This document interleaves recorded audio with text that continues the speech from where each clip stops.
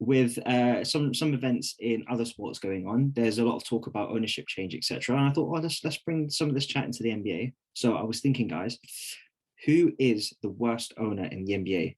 I saw one of the owners being linked to potentially buying some clubs. I know a lot of owners obviously are across multiple franchises in different sports. So let's see who you guys think. So in the NBA, who's the worst owner? Give us who do you think, Alex? Well, I'm actually going to a team which is actually doing really well at the moment. They actually have the best record in the NBA. Yeah. And the person I'm going to say is Robert Sarver. Okay, so a little bit of history for people who don't know. He's had 17 years with the Suns.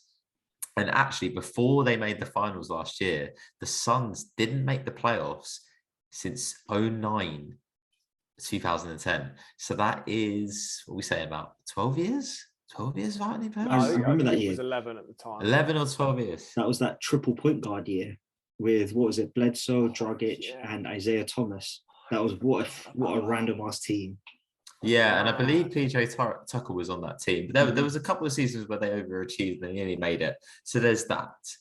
Then he also made threats to move the team to Seattle or Vegas if they didn't renovate the current arena, this costing $230 million. Wow. But the most important thing in my eyes and why I think he's the worst owner in the NBA is that last year in November, reports came out about his racist allegations. And it's not just one, it's multiple. He called Draymond Green the N-word to the Suns coaches. He walked into the locker room. This has been confirmed. Originally, when he owned the team, or I think when he was thinking about owning the team, he referred to Amari Stoudemire as the black guy, not one time, countless times during a meeting. And then he also said that that black guys were integral to signing Steve Nash as well. And then there's been a number of reports how he's, I guess, showed off about his relationship with his wife, like showing naughty pictures to his employees and talking about, like, you know, sexual encounters with her. It's only a matter of time until the report comes out, and you've got to be thinking, as Chris Paul, as somebody who is head of the Players Association, like, the bad luck I've received. I've had Donald Sterling at like the peak of my career. We're just about to enter the playoffs, and now I'm on the Suns, and I've got another chance to really cement my legacy and get myself a championship. And there's more bullshit coming up. I mean, that's why I think he's the worst owner. There's other owners who would make bad basketball decisions, but this guy doesn't seem like a nice guy, and that's what I'm saying, Ed. Off the court, he does not do himself any favors at all. There's also the same stuff that he wanted the city to pay for it. And I was like, bro, you're a fucking billionaire. The city's not going to pay for your stadium. And that was part of the reason why I wanted to move Seattle, because the stadium's already there. But yeah, not the most pleasant fellow from most reports out there. I don't know if we fucking know him personally, but it does, yeah. From what you said, it's quite damning. Ed, I just want to say, like, you can have a report which is like once, and you know, somebody could say something and it could be a lie. But when you read up the stuff, there's stuff that keeps on happening, and you're like, this is not a coincidence. I mean, he's done some crazy stuff as well. Like he blocked a goat in the GM's office as a metaphor to say that you need to get a goat. Like, what? Inspirational. That's like inspirational. It's insane. It's absolutely insane. Could you imagine working for someone who's pulling pranks like that? It's absolutely ridiculous. And then the other thing as well, like, I don't really know if you touched on it, Alex, but Ayton, why not pay him? Yeah, they just didn't want to. Like, it doesn't make any sense. And their first round pick, who they chose not to extend, Jalen Smith, just traded him for nothing like that. He might be someone, but they didn't. They had all the tools in place to find out if he was going to be someone, and they just didn't do it because they didn't want to pay. And it's not, it's not one of these mega luxury tax teams. Like, they currently rank 13th in payroll, 13th, and they've got the best record. Like, surely you're telling me a team this good, you can't afford to shut out a bit more. And let's be honest, when is it going to happen again? You haven't been this good since, like, for 15 years, since you had Amare, Like, come on, you can't shell out once every 15 years. Like, Bray, you're preaching, because here's another thing, right? Chris Paul's improved every franchise he's been at. And I know that Monty Williams is a really good head coach. When he retires, how interesting it will be to see what actually happens. You know, been this long without the playoffs, and then they got to the finals on their first attempt. I don't know, man. Yeah, they got real lucky. It's questionable, very questionable. I don't know how nailed on he is as an owner. I don't know if we're going to see a changing of the guard. It might take something a bit more ridiculous. He's more nailed on than Josh Harris. Okay, Josh Harris just looks pissed every time he's in a press conference. He looks like he doesn't want to be there. He's just like, yeah, we're really excited to have Harden. Is this over yet? Yeah, I don't get it. Mad. Ray, who's your shout?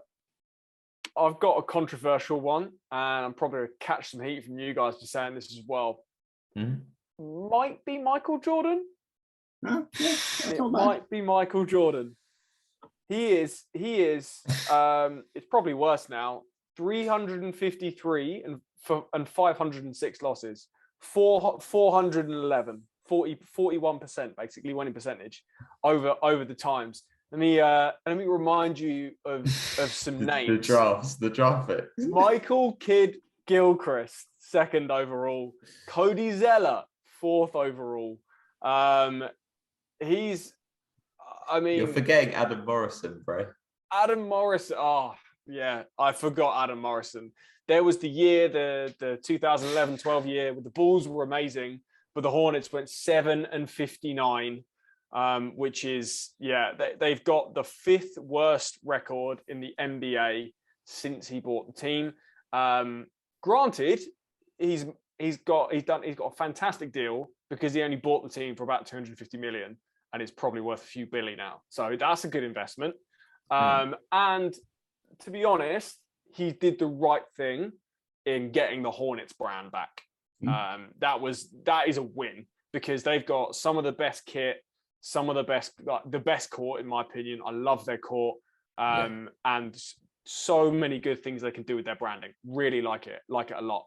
And it's kind of looking up now because he's obviously drafted LaMelo. They've got Gordon Hayward, so you're starting to see, okay, maybe there's something here.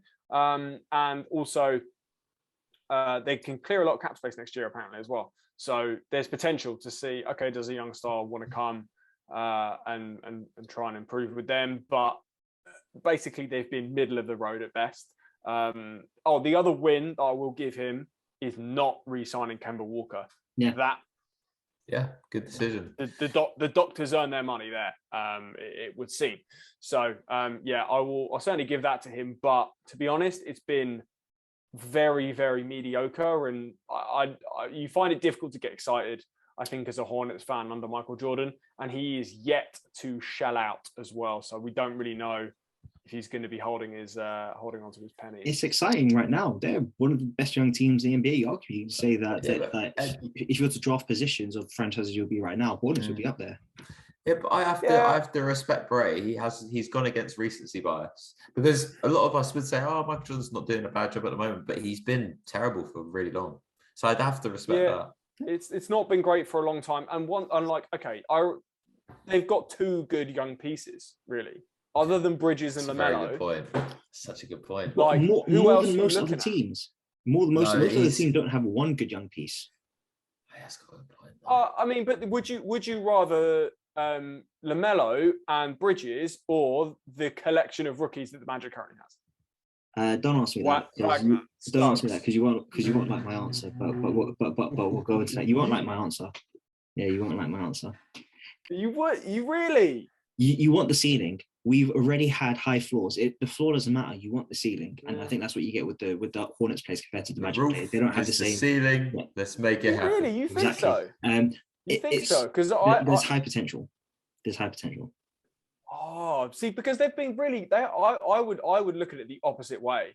I would say, obviously, you guys have got younger players and you've got more of them, and if a few of them hit, then like Wagner, France could be really, really good. and you've got a lot of them. So I'd say, you guys are probably going to be terrible for a few years, but then you could be really good. Whereas for this Charlotte Hornets team, I don't see them being any better than a 500, 550 team. We've had a lot of them before. Peyton, Oladipo, Hazonia, Harris. Isaac is still fucking injured. We've had a lot of, Aaron Gordon. We've had a lot of them. Oh, you got a lot. So maybe by diversifying your portfolio, you make a one that's, it never happens. That's why I'm taking it, just because I feel there's a higher upside and higher ceiling with ball. But yeah, no, I hear that.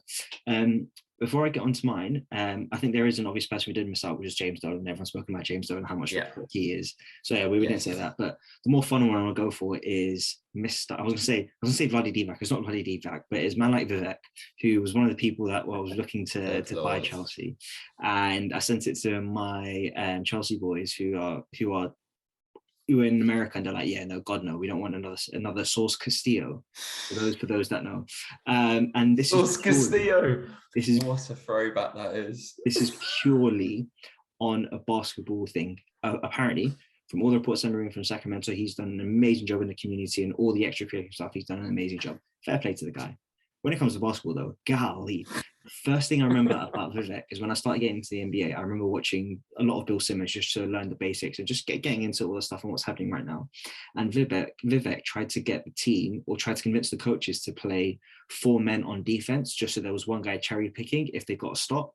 That was something because he said, do you remember? Because he said it works for his daughters. It works for his daughter's team. So, surely it should work in the NBA. I found that. Quite, yeah.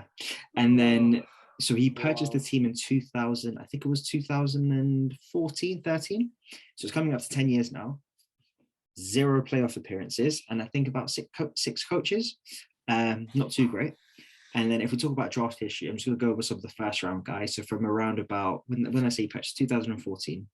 So 2014 first year, which is when I remember the Nick Stauskas video came out, where he did the stuff with, at that time, Grantland, when they were deciding between Stauskas and Alfred Payton. Stauskas? Yes, Stauskas. So he was the number 8th pick. Then next year, Willie Cauley-Stein was the 6th pick. Marquise Chris was the 8th pick, but they traded him. Then De'Aaron Fox, 5th pick. Marvin Bagley, 2nd pick, when Luka Doncic was just sitting right there, Then they didn't have a pick the next year. Then Tyrese Halliburton. Oh, that's a great pick. Oh, wait, he's not on the team anymore. This year they did draft Davion Mitchell, which again, most people seem to like Davion Mitchell, so that's pretty good. So that's quite good. But the one good guy they had, DeMarcus Cousins, they traded him away for what? Nothing.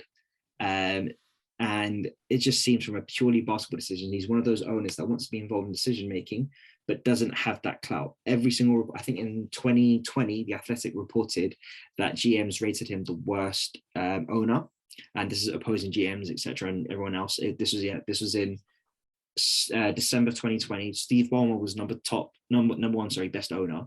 They rated Vlade. Keep on saying Vlade Divac, just because he did a really shit job there as well. Vivek was rated the worst owner, and they said that the organization is chaotic. They make poor decisions. They're really hard to work with. So yeah, that's my choice. Any more Vlade stories? No, people saying it. It's just any more Vivek stories.